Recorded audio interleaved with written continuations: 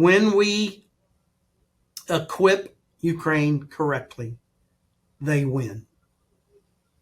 How this war ends is 100% a matter of Western policy. If we choose to give Ukraine what they need to win, they will win.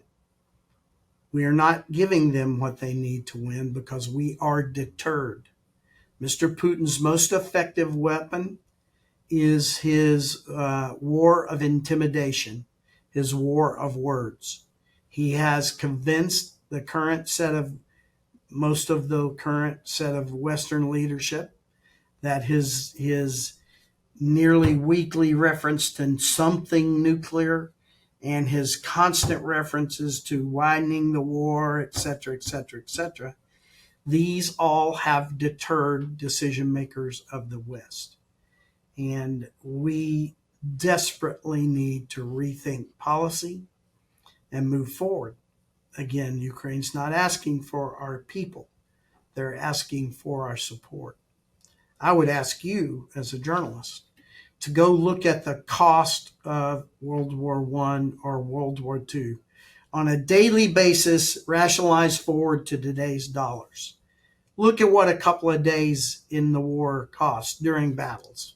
Battle of the Bulge, D-Day, and you name it. There's a whole bunch of times. Compare the cost of a day of fighting that war to what the West has done for Ukraine so far. We do not want to pay the cost of another war. What we're investing now is well below the costs of wars. And so I think we need to be really thinking when we decide not to support Ukraine. And I think that we have made a huge mistake in the West in the way we message Mr. Putin. He is not deterred in spaces outside of NATO spaces. I believe he is deterred, at least to a certain degree, inside of NATO spaces. Kinetically, he is deterred. But what we see, you see it in London all the time, Mr. Putin is active in NATO states in the gray zone or the hybrid zone. Murders, all the things that he is doing to affect Russian policies and Russian advantage, he's doing inside NATO spaces below the line of kinetics. I believe he is deterred at the line of kinetics. So sorry for getting off the point, but we need to always kind of keep our eyes up on the horizon and understand that what did not happen at the Washington summit is the beginning of a process that results in Ukraine being a part of NATO. Although just to jump in on that very briefly, General, sorry to interrupt. Whilst we're on that topic, they did declare in the summit declaration at the end that Ukraine is on an irreversible path to NATO membership. But you're skeptical about that, are you? No, I'm not skeptical. I actually believe that. But here's what I think needs to be understood. We are deterred. Mr. Putin is dictating our policies towards Ukraine.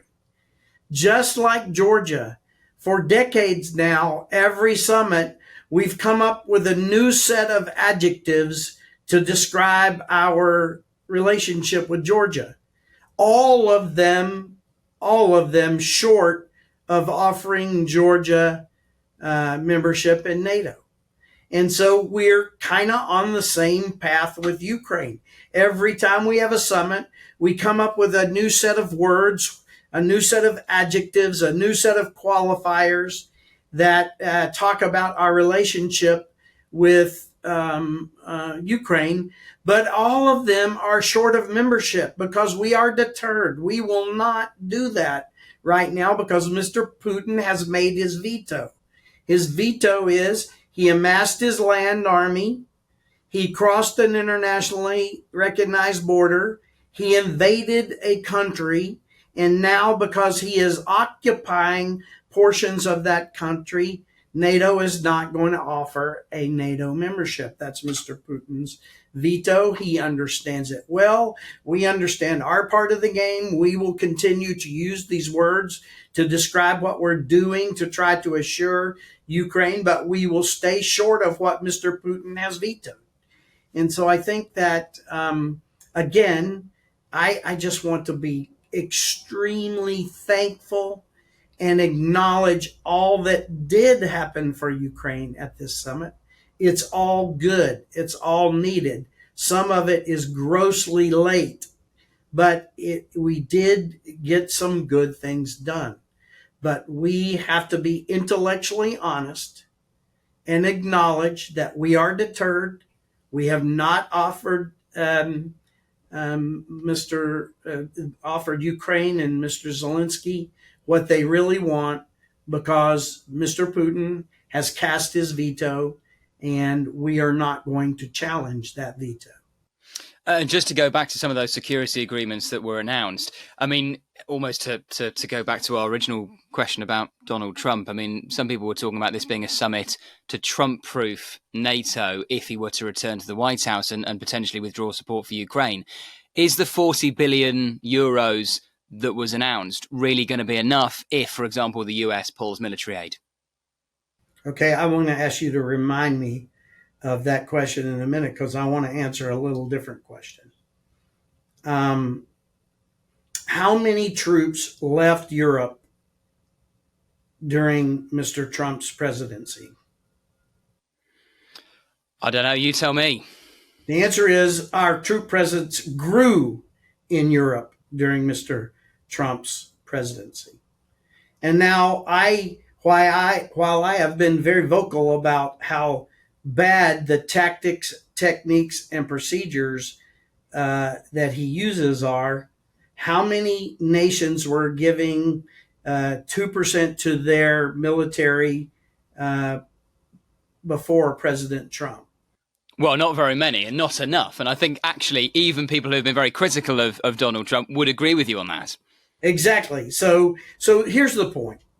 For all of the again, maybe poor tactics, techniques, and procedures that President Trump used, and we have to be intellectually honest again and say, he and Mr. Putin changed the face of NATO, and the U.S. commitment to Europe grew under President Trump.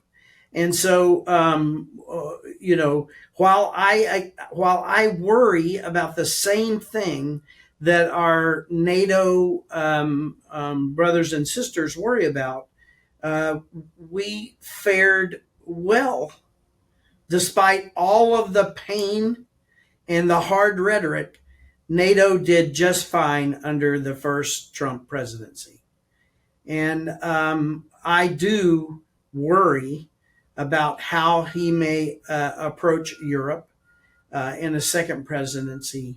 But I do not worry about NATO folding. I do not worry about the United States leaving. The idea of quote unquote Trump proofing NATO, I think it engenders a good conversation, but I don't take the same issue as maybe those who want to Trump-proof NATO. I think a better way forward is to understand that he does have some less than perfect international skills in how he deals with people, but I don't argue against embracing the fact that nations need to invest in their own defense. Remember, that's what Article 3 is. When I was a SACIer, I used to boil it down into what I called Georgia boy speak, which is Article 3 means defense begins at home.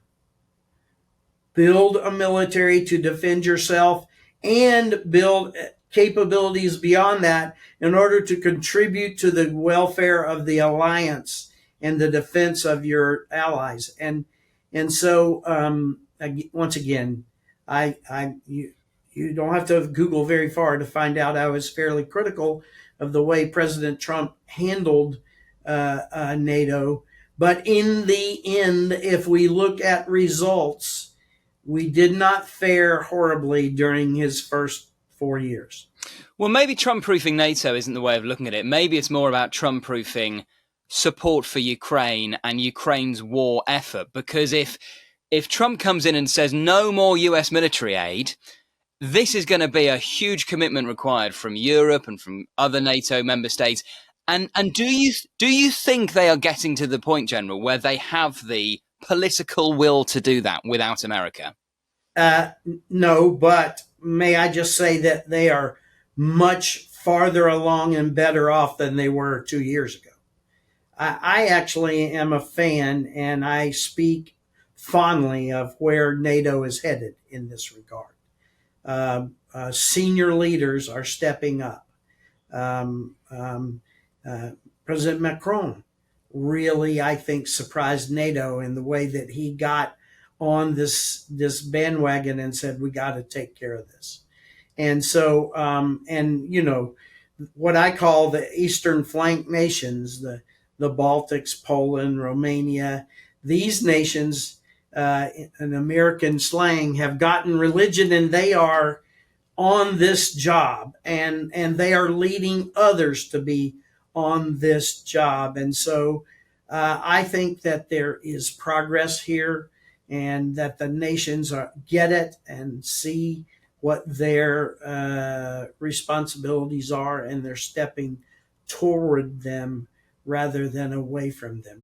Thank you for watching Frontline for Times Radio. For more, click subscribe on our YouTube channel. You can listen to Times Radio, and you can read more about the war in Ukraine and global security with your Times digital subscription.